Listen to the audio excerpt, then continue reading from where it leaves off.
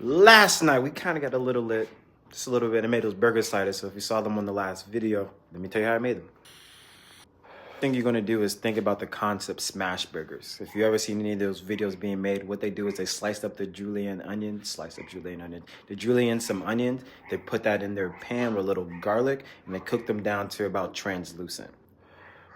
Once they're translucent, you're going to add a little bit of the garlic. Going to cook that some more. That's going to get a little more golden. Then you're going to add your burgers on top of that. Now, I didn't add a lot of salt, if not any salt, to the other side of the burgers. Some people feel a little bit different about that, to season both sides, but I chose not to.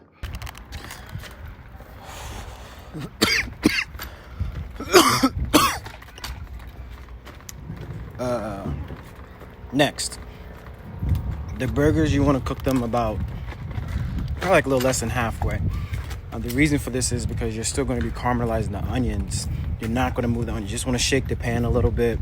You know, if you have a spatula, that'd be really great just to make sure the onions are not sticking to the pan.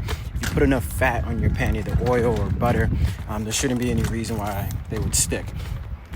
The onions are caramelized, the burgers are cooked halfway. Before you flip them over, we're going to add our salt, fresh ground black pepper, and then we had this parsley and pepper seasoning mix. Seemed pretty good. So I put a good amount of that on. You can use any seasoning mix that you want.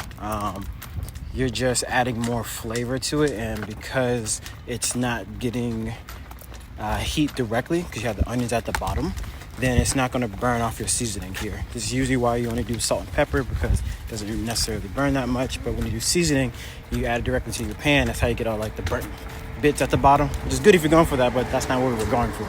We're trying to get more seasoning into the onions, more seasoning into the burger. So then flip that over, turn it down the heat. I'm going to cook that some more to your temperature, medium, mid-well, well. And then we topped it off with some cheese.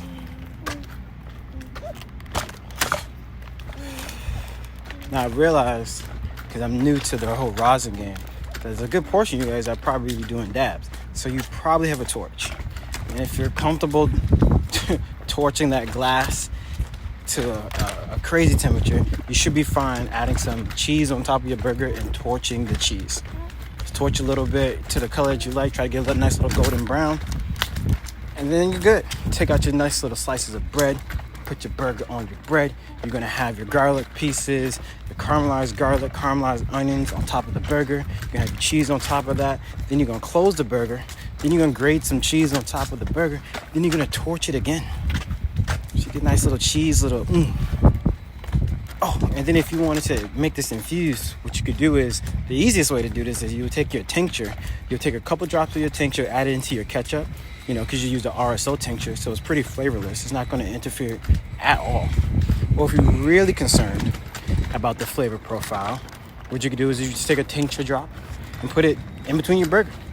You're going to have the bread, the cheese, the garlic, the onions, the meat. You ain't going to taste it anyway.